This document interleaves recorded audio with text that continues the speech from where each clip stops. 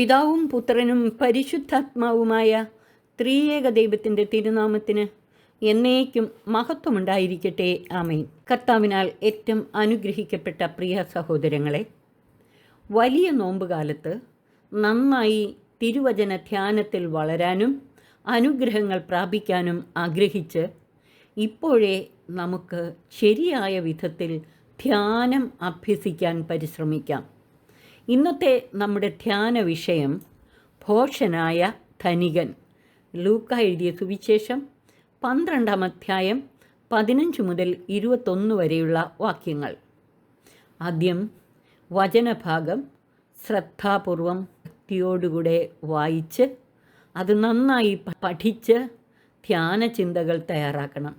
ഈ സുവിശേഷ ഭാഗത്തെ പ്രധാനപ്പെട്ട ധ്യാന ചിന്തകൾ എന്തൊക്കെയാണെന്ന് നമുക്ക് നോക്കാം. ഈ തിരുവചന ഭാഗത്തിലെ 15-ാം വാക്യം ഭോഷനായ ധനികനെക്കുറിച്ച് പറയുന്ന ഉപമയുടെ പശ്ചാത്തലമായി നിലകൊള്ളുന്നു. യേശു പറഞ്ഞു, ജാഗരൂകരായിരിക്കുവിൻ, എല്ലാ അത്യാഗ്രഹങ്ങളിൽ നിന്നും അകന്നിരിക്കുകയും ചെയ്യുവിൻ. മനുഷ്യജീവിതം സമ്പത്തുകൊണ്ടല്ല ധന്യമാകുന്നത്. ഇതു വ്യക്തമാക്കാൻ ഒരു ഉപമയും യേശു പറഞ്ഞു. ഒരു ധനികൻ്റെ കൃഷിസ്ഥലം സമൃദ്ധമായ വിളവ് നൽകിയപ്പോൾ അവൻ പറഞ്ഞു, ഞാൻ ഇങ്ങനെ ചെയ്യും. എൻ്റെ അറപ്പുരകൾ പൊളിച്ച് കൂടുതൽ വലിയവ പണിയും. അതിൽ എൻ്റെ ധാന്യവും വിഭവങ്ങളും സംഭരിക്കും.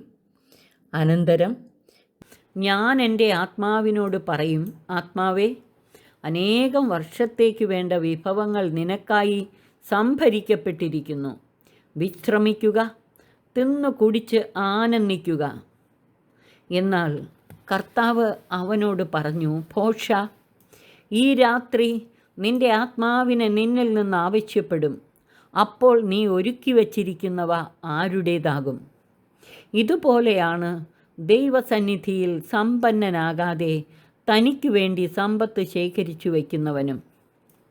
ദൈവാശ്രയമില്ലാതെ സമ്പത്തിൽ അമിതമായി ആശ്രയിക്കുകയും ഭൗതിക സുഖങ്ങളിലും ലൗകിക നേട്ടങ്ങളിലും ആനന്ദം കണ്ടെത്തുകയും ചെയ്യുന്ന മനുഷ്യൻ്റെ ഭോഷത്വമാണ് ഈ ഉപമയിലൂടെ യേശു എടുത്തു കാട്ടുന്നത്. 3 പ്രധാന സന്ദേശങ്ങളാണ് ഈ തിരുവചന ഭാഗം നമുക്ക് നൽകുന്നത്. 1, ദൈവാശ്രയമില്ലാതെ സമ്പത്തിൽ അമിതമായി ആശ്രയിക്കുകയും ഭൗതിക സുഖങ്ങളിലും ലൗകിക നേട്ടങ്ങളിലും ആനന്ദം കണ്ടെത്തുകയും ചെയ്യുന്ന ഭോഷന്മാരാകരുത് നാം. ദൈവത്തിൻ്റെ സ്ഥാനത്ത് സമ്പത്തിനെ പ്രതിഷ്ഠിക്കുകയും അരുത്. എല്ലാ അത്യാഗ്രഹങ്ങളിലും നിന്ന് അകന്നിരിക്കുക, ദൈവ പരിപാലനയിൽ ആശ്രയിക്കുക. 2, മനുഷ്യജീവിതം സമ്പത്തുകൊണ്ടല്ല ധന്യമാകുന്നത്. ദൈവസന്നിധിയിൽ സമ്പന്നനാകുക എന്നതാണ് പ്രധാന കാര്യം എന്ന സത്യമാണ് ഇതുവഴി കർത്താവ് നമ്മെ പഠിപ്പിക്കുന്നത്. 12-ാം അധ്യായം 21-ാം വാക്യം. ദൈവസമ്പാദനം ലക്ഷ്യമാക്കി ജീവിച്ച് സ്വർഗത്തിൽ നിക്ഷേപം കരുതി വയ്ക്കുന്ന വിവേകികളാകണം നാം. 3, എല്ലാ അത്യാഗ്രഹങ്ങളിലും നിന്ന് അകന്ന് ജാഗ്രതയോടെ കർത്താവിൻ്റെ പുനരാഗമനത്തിനായി കാത്തിരിക്കുന്ന വിവേകികളാകണം നാം. ഇവിടെ ജാഗരൂകരായിരിക്കുവിൻ എന്ന മുന്നറിയിപ്പ് 35 മുതലുള്ള വാക്യങ്ങളിൽ പറയുന്ന യജമാനൻ്റെ വരവിനു വേണ്ടി കാത്തിരിക്കുന്ന ജാഗരൂകരായ ഭൃത്യരെ പോലെ മനുഷ്യപുത്രൻ്റെ മഹത്വപൂർണമായ വരവിനു വേണ്ടി ജാഗരൂകരായി കാത്തിരിക്കാൻ കർത്താവ് ആഹ്വാനം ചെയ്യുന്നു. ചുരുക്കത്തിൽ, ഭൗതിക നേട്ടങ്ങൾക്കും ലൗകിക സുഖ സൗകര്യങ്ങൾക്കും വേണ്ടി നെട്ടോട്ടമോടുന്ന ഭോഷന്മാരാകാതെ ദൈവസന്നിധിയിൽ സമ്പന്നനാകാൻ വേണ്ടി പരിശ്രമിക്കുകയും ദൈവ പരിപാലനയിൽ ആശ്രയിക്കുകയും ചെയ്യാൻ ഈ തിരുവചനം നമ്മെ ക്ഷണിക്കുന്നു. അടുത്തതായി പ്രാർത്ഥനാപൂർവം കർത്താവിനോട് ആലോചിച്ച് ഈ വചനം വിചിന്തനം ചെയ്യുകയും കർത്താവിനോട് സ്നേഹസല്ലാപത്തിലേർപ്പെടുകയും ചെയ്യുക. ശരിയായ വചന വിചിന്തനത്തിനും സ്നേഹസല്ലാപത്തിനും ഒരു മാതൃക നൽകുകയാണിവിടെ. കർത്താവേ, ഈ വചന വെളിച്ചത്തിൽ എന്നെ തന്നെ കണ്ടെത്താൻ എന്നെ സഹായിക്കണമേ. തമ്പുരാനെ, ഈ വചന ചിന്തകളുടെ വെളിച്ചത്തിൽ എൻ്റെ ജീവിതത്തെ ഞാൻ പരിശോധിച്ചപ്പോൾ മുകളിൽ പറഞ്ഞ 3 സന്ദേശങ്ങളും പൂർണ്ണമായും എൻ്റെ ജീവിതത്തിൽ പ്രായോഗികമാക്കാൻ ഇതുവരെ എനിക്ക് സാധിച്ചിട്ടില്ല എന്ന് ഞാൻ മനസ്സിലാക്കുന്നു. എൻ്റെ ജീവിതത്തിൽ ശരിയായ ഒരു പരിവർത്തനം ആവശ്യമാണ്. നാഥ, ഭൗതിക സുഖങ്ങളിലും ലൗകിക നേട്ടങ്ങളിലും ആനന്ദം കണ്ടെത്തുന്ന പോഷനാകാതെ ദൈവസന്നിധിയിൽ സമ്പന്നനാകാനും ദൈവപരിപാലനയിൽ ആശ്രയിച്ച് എല്ലാ അത്യാഗ്രഹങ്ങളിൽ നിന്നും അകന്ന് ജാഗ്രതയോടെ കർത്താവിൻ്റെ പുനരാഗമനത്തിനായി കാത്തിരിക്കുന്ന വിവേകിയാകാനും എന്നെ സഹായിക്കണമേ. ഇപ്രകാരം വിചിന്തനം തുടരുക.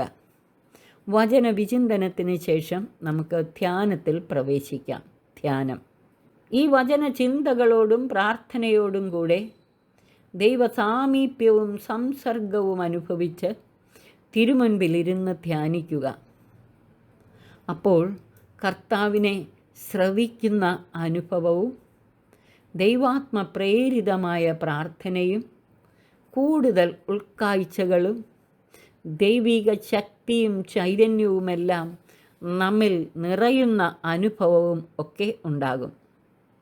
ഈ വിഷയത്തിലെ വചന സന്ദേശങ്ങൾ ഹൃദയത്തിൽ സംഗ്രഹിച്ച് നിരന്തരം ധ്യാനിച്ചാൽ കർത്താവ് നമ്മോട് സംസാരിക്കുന്ന അനുഭവവും ദൈവനിവേശിതമായ ഉൾക്കാഴ്ചകളും ആന്തരിക നയനങ്ങൾ തുറക്കുന്ന അനുഭവങ്ങളുമൊക്കെ ഉണ്ടാകും. ഇപ്രകാരം ബന്ധപ്പെട്ട പല വിഷയങ്ങൾ ആവർത്തിച്ച് ധ്യാനിക്കുമ്പോൾ ദൈവം നമ്മെ വിശുദ്ധീകരിച്ച് ദൈവ ഐക്യ അനുഭവത്തിലേക്ക് നയിക്കും. ഈ തിരുവചന ഭാഗത്തോട് ചേരുന്ന പല വിഷയങ്ങൾ നമുക്ക് തുടർന്നുള്ള ദിവസങ്ങളിൽ ധ്യാന വിഷയമാക്കാം. അങ്ങനെ ശരിയായ തിരുവചന ധ്യാനം പരിശീലിക്കാൻ സർവശക്തൻ നമ്മെ അനുഗ്രഹിച്ച് ആശീർവദിക്കട്ടെ. പിതാവിനും പുത്രനും പരിശുദ്ധാത്മാവിനും സ്തുതി, ആദിമുതൽ എന്നേക്കും. ആമേൻ.